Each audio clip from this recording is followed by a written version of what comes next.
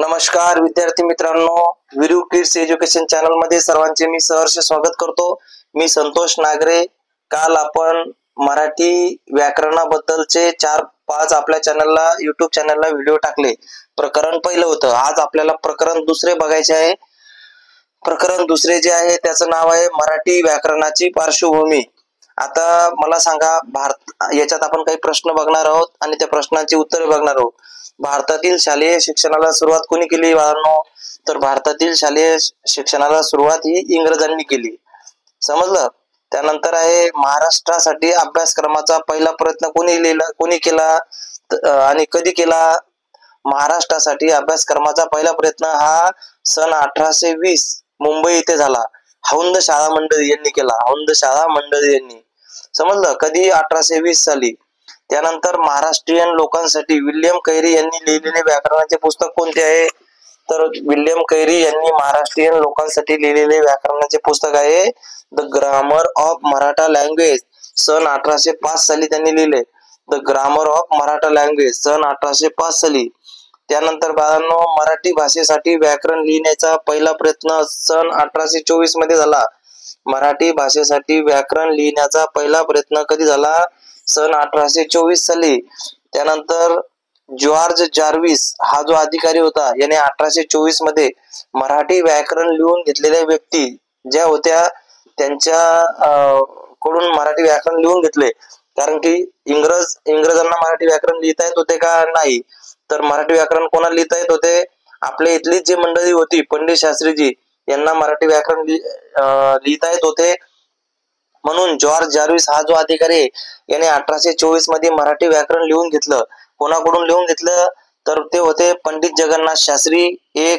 2 नंबरला होते रामचंद्र शास्त्री, 3 नंबरला होता बाळशास्त्री, 4 नंबरला होते गंगाधर शास्त्री फडके। यांच्याकडून जॉर्ज जार्विस यांनी 1824 मध्ये मराठी व्याकरण लिहून घेतले आहे। हे IMP क्वेश्चन आहे।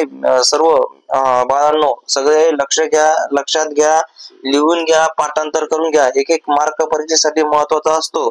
त्याच्या पुढचा प्रश्न बघा, मराठी व्याकरणावर प्रभाव असणाऱ्या भाषा कुठल्या आहे? हा पण प्रश्न परीक्षेत विचारला जातो।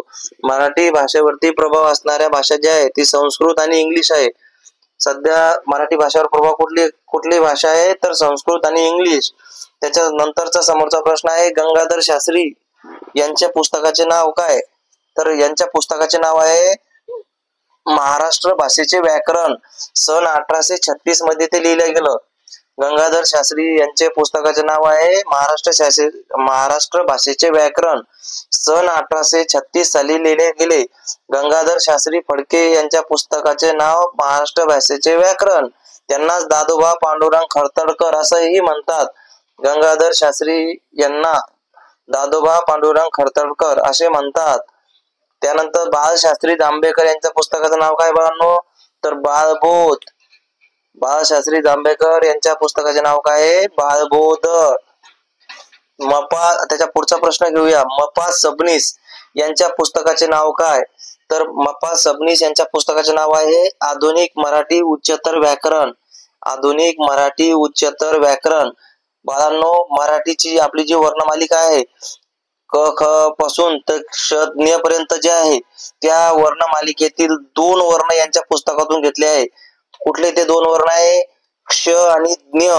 ही जे 2 वर्ण आहेत ते मपा सबनीस यांच्या पुस्तकामधून आपल्या वर्णमालेत घेण्यात आलेले आहे। परीक्षेमध्ये हा प्रश्न येण्याची दाट शक्यता आहे। मपा सबनीस यांच्या पुस्तकाचं नाव काय? तर आधुनिक मराठी उच्चतर व्याकरण। हा पहिला क्वेश्चन याच्यावर येऊ शकतो। त्याच्यानंतर आधुनिक मराठी उच्चतर व्याकरण हे पुस्तक कोणी लिहिलं? तर मपा सबनीस। हा एक प्रश्न येऊ शकतो। आणि तिसरा प्रश्न बाळांनो, क्ष आणि ज्ञ हे कोणाच्या पुस्तकातून घेण्यात आले? तर मपा सबनीस। त्याच्यानंतर मपा सबनीस यांच्या पुस्तकातून कोणते वर्ण घेण्यात आले? क्ष आणि ज्ञ। असे फिरून 4 प्रश्न बाळांनो यावरती येऊ शकतात।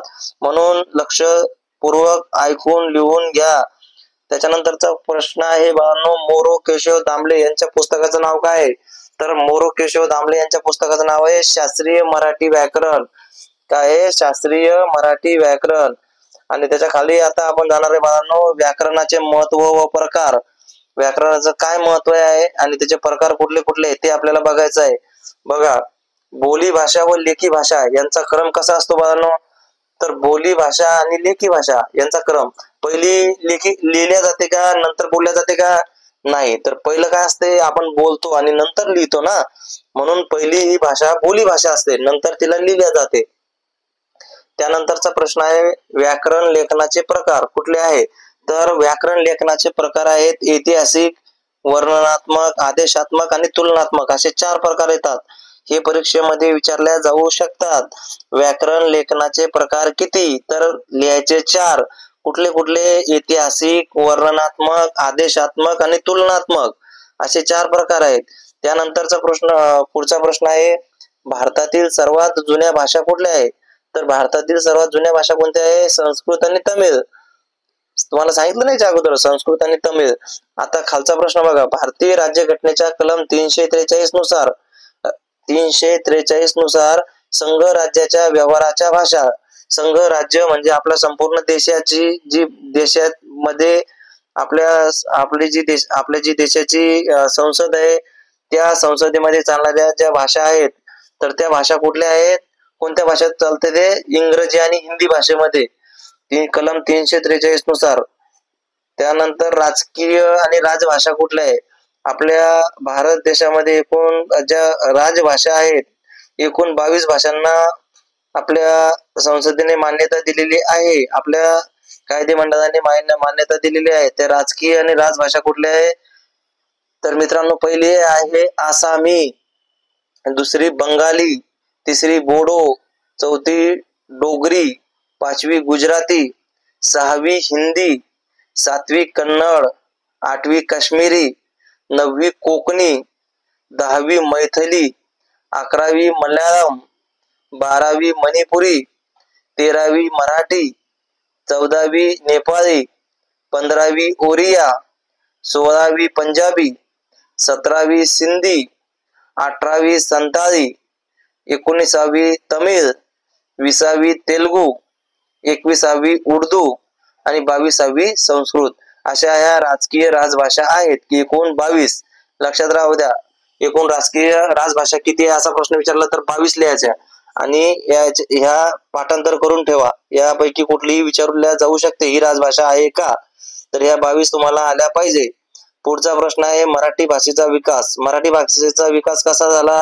संस्कृत आणि प्राकृत मराठी भाषेचा विकास झालेला आहे. आता आर्यन गटातील भाषा कुठल्या आहे? आर्यन गटातील ज्या भाषा आहेत त्या देवनागरी लिपीमध्ये लिहिल्या जातात. कोणत्या लिपीत लिहिल्या जातात? देवनागरी. मग आर्यन गटातील भाषा कोणत्या आहे? संस्कृत, मराठी, हिंदी, गुजराती.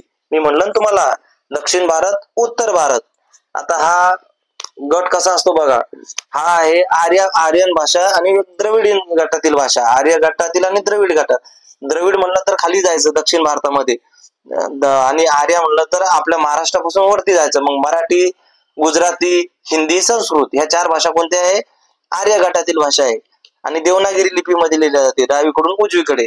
आणि आता ही जी दुसरी आहे द्रविडियन गटातील खालच्या 4 भाषा आहेत, तर त्या कोणत्या आहे? द्रविडियन गटातील 4 भाषा तमिळ आहे, कानडी आहे, तेलुगू आणि मल्याळम. हे बघा तुम्ही, दक्षिण भारतातले जे राज्य आहे, आंध्र प्रदेश, कर्नाटक, त्याच्यानंतर केरळ आणि तामिळनाडू, या 4 राज्याच्या त्या भाषा आहेत, तमिळ, कानडी, तेलुगू, मल्याळम. आणि वरच्या कोणत्या आहे? देवनागरी लिपीमध्ये लिहिणाऱ्या आर्य गटातील भाषा संस्कृत, मराठी, हिंदी, गुजराती. आणि द्रविडियन गटातील भाषा कुठल्या आहे? तमिळ, कानडी, तेलुगू आणि मल्याळम.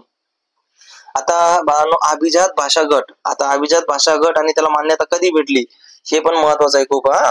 अभिजित भाषा गट जे आहे ते आहे 6 भाषाला अभिजित भाषेचा गट दिलेला आहे. पहिली भाषा आहे तमिळ. तमिळला दिला आहे 2004 साली.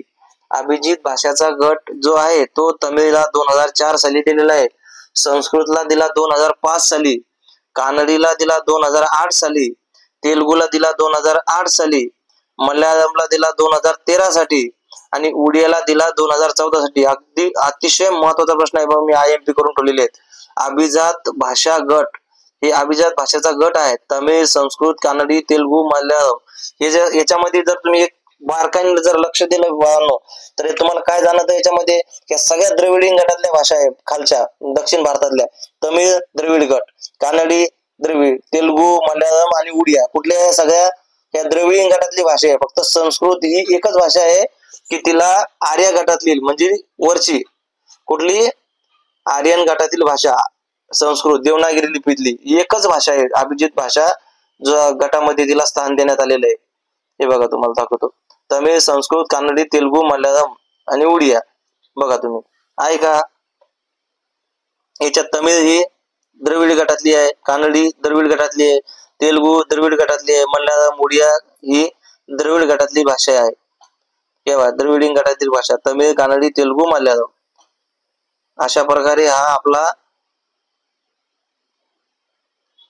हा प्रकरण दुसरे मराठी व्याकरणाची पार्श्वभूमी हा जो टॉपिक होता, हा जो चॅप्टर होता, हे जे प्रकरण होतं ते इथेच संपलेलं आहे.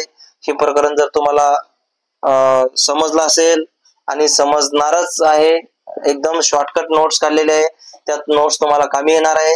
त्यामुळे तुम्हाला नक्कीच याचा फायदा होईल परीक्षेला. यामधून तुम्हाला एक जरी मार्क तुमचा वाढला आणि परीक्षेमध्ये मेरिट साठी फायदा आला तर त्याची मला खुशीच आहे.